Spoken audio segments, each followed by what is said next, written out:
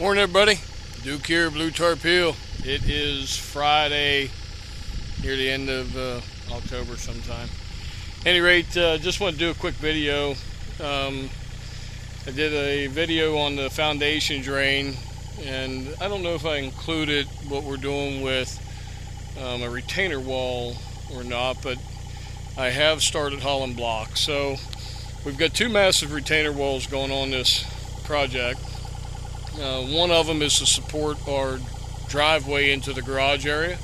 That wall's got to be 13 feet out of the ground, and to bring that level up. Obviously we build on a slope, so where that garage goes, or is, I guess you could say, we have to build that wall up. So the engineers had decided to go with a product called Redi-Rock, and what it is it's a manufactured block that they actually precast. So this is the block. This is one of the bases on the small wall.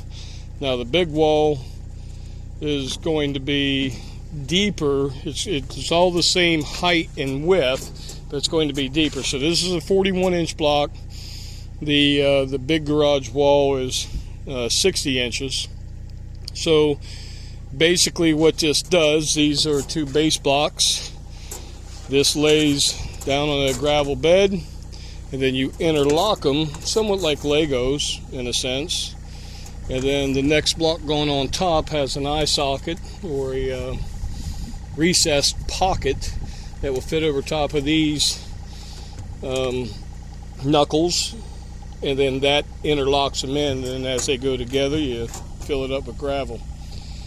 This one block weighs about 2,500 pounds.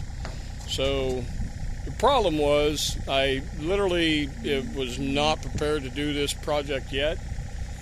I guess in a sense I'm glad that it started, but I called our local Winchester plant that I talked to in the beginning of this whole project, and unfortunately since the scamdemic they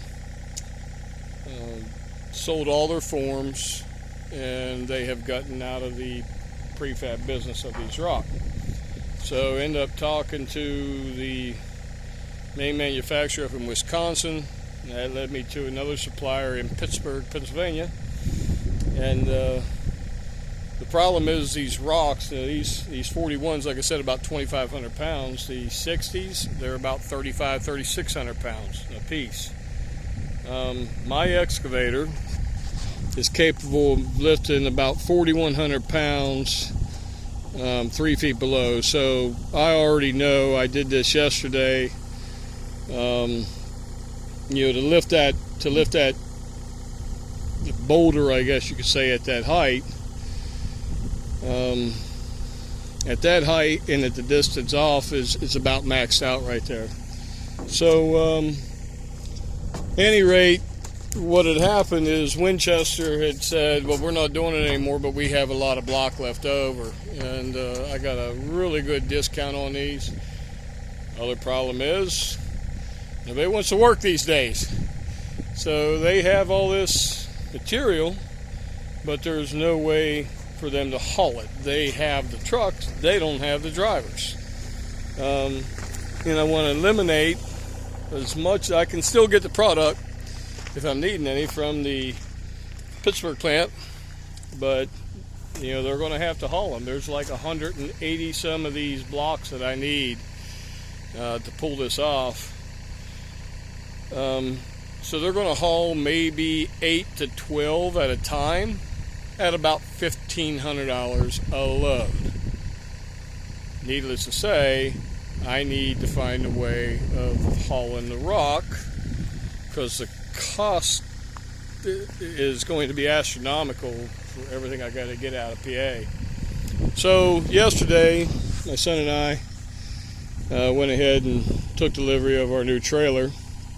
It's a Brymar, they call it B-Wise.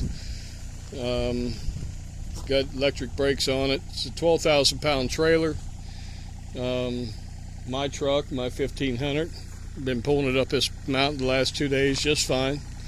It does have a tilt on it, so my idea is from here on out, I'm going to haul the block and get what block I can up here, and then from here on out, I'll haul my own gravel. I could probably put 3 tons of gravel on there, not to mention all the topsoil and everything else.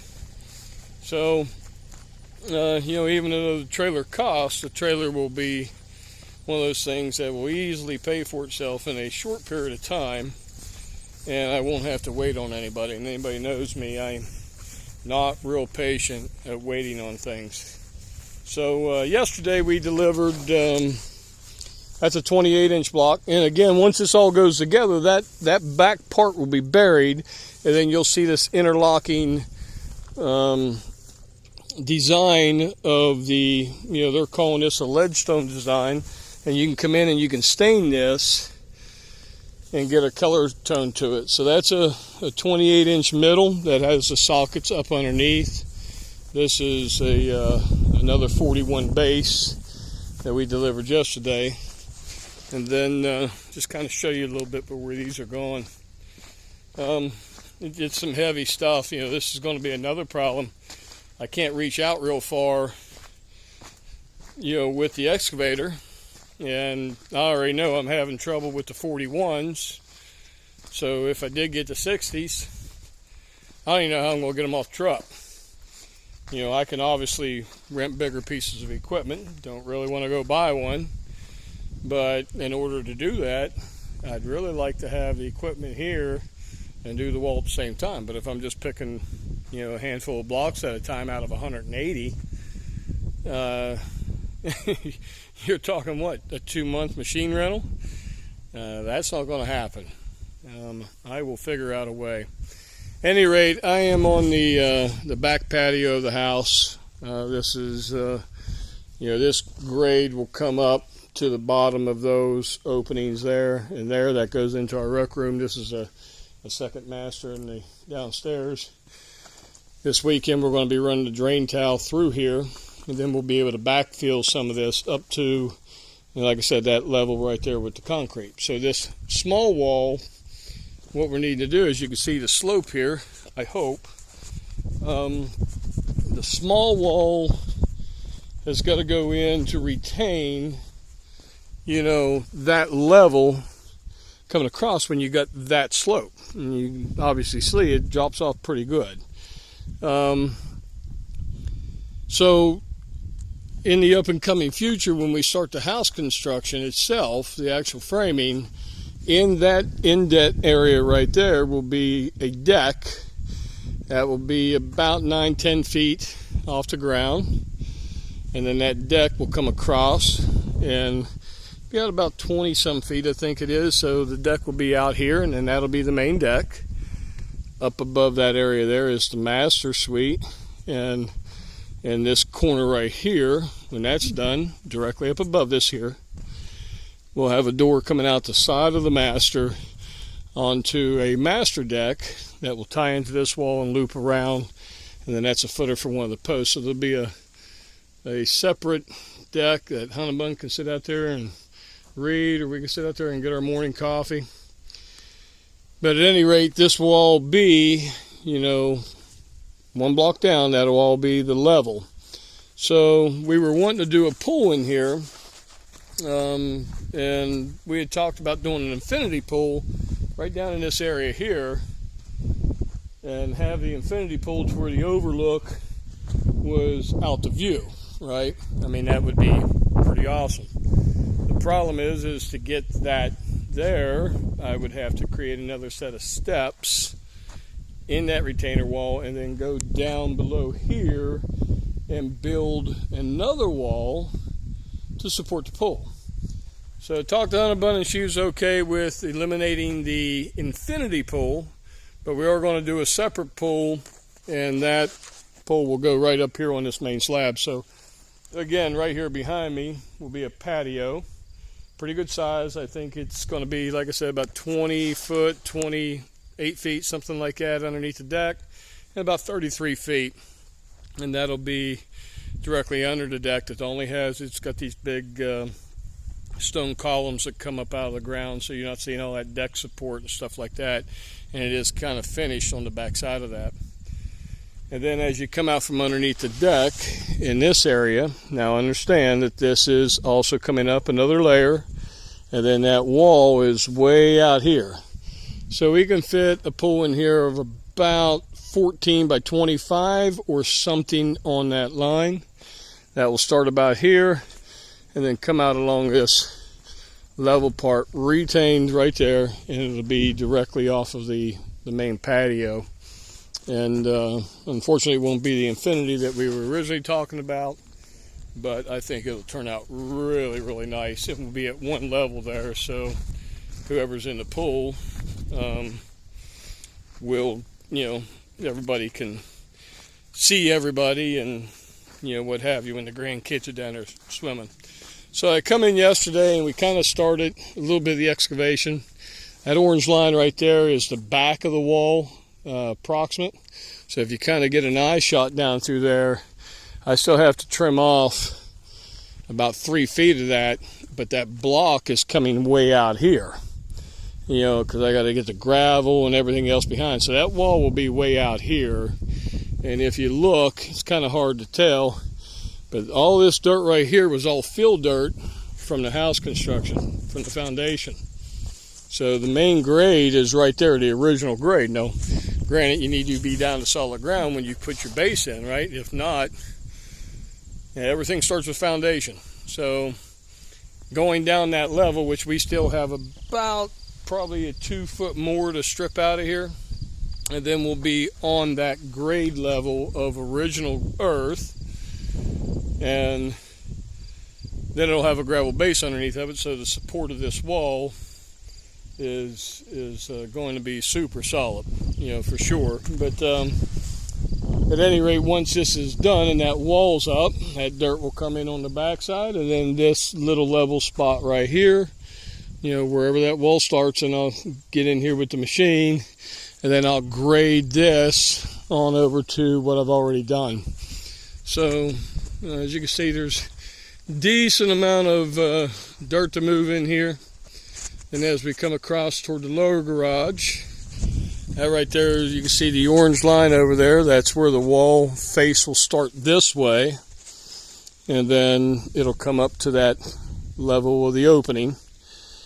And as that comes out, it'll corner here and then go straight down through there, and then that'll all be retained dirt. That's a small wall. I think there's 80 some block to go in there. The good thing is, being small, it's a 41 inches. I think we can handle them. To get them in without renting a machine is going to be the goal. Then we come to the big wall. Massive structure, man. I'm just telling you, it's a massive structure. This wall, this is the preliminary trench. So you can see that is a garage bay right there.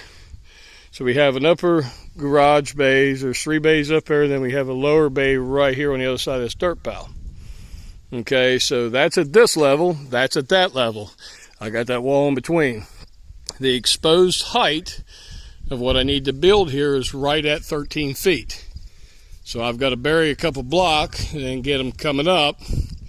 And then that's going to go straight up that wall, basically. It will be offset this way some. Just as the wall goes up, it tears back for retainage. And the goal is to start it down here. I'm going to lose about 10 to 12 inches in vertical length, because it's going to offset as it goes up. And the face of the block will be, up near the face of that ICF wall. And then again, that all comes in here 56 feet this way, and then it'll turn and go up the hill, start up the hill at that point. And probably hard to see on the camera, but that'll disappear into a different grade. Now at this point we're probably about 8 feet below that top grade right there, maybe a little bit more from where I'm actually standing. So as the wall turns, and it'll step up to retain that. And of course gravel, that's all got to be filled with gravel. And then once the gravel's in for the water, to keep water from building up behind the wall, then the dirt will backfill in. So just want to take a few minutes and tell you about the Redi-Rock wall, with me unloading them up there today. Start hauling some more again on Monday. Thank God for the trailer. It would probably be impossible to do with anything else that I got, so sometimes you have to invest in things to pull it off, right? And even though the machine's maxed out, I'm very comfortable with my skills on it, so I'm pretty sure I can baby it along and get these blocks set. But this is going to be a long phase, just because of the weight, the amount of gravel, all the digging. This is going to be a major undergoing. At the end of the day, I'm pretty comfortable to say, if I'd have had an excavation company come in here, the company proposed to build this wall alone. This wall alone. By the time they come in, excavate, bring their crews in, bring the gravel in, bring the block up, bring the machinery up to handle the block, survey and grade everything out, lay the block, backfill the block, put the drainage in. Guys, I'm telling you right now, that's a $120,000 project right there. My projection, and that includes the trailer, I'll probably have 25. Right, so do I really want to handle these 2,400 pound blocks? Do I really? Absolutely, because I know when I do it, I've done it once. I like to do this stuff, because now, after this is all done, I'll be able to say, I've done that. Been there, bought a t-shirt. Could I do it again? Absolutely. Not afraid to do anything. Right? I ain't afraid of smashing my hands or whatever. I don't want to. But, just got to work smart, not hard. And not be afraid of this stuff. It's concrete. I'm smarter than concrete. It's a machine. People built a machine. I'm smarter than that machine. And I'm going to figure this thing out. Real quick, I'm going to end the video. It's a long one, I'm sorry. The weather's changing up here. It's actually a little bit chilly up here today. Got an overcast. But I did a video on the trees, so just look out across the orchard there. The trees are starting to change up here, and that's just across the orchard with our maples in there, starting to really, look cool. I love it. But at any rate, signing off from Blue Tarp Hill. I got a couple blocks to haul. I think I'm going to jump in a tree stand this afternoon. Thanks for watching. Like, share, subscribe. We appreciate it. Talk to you later.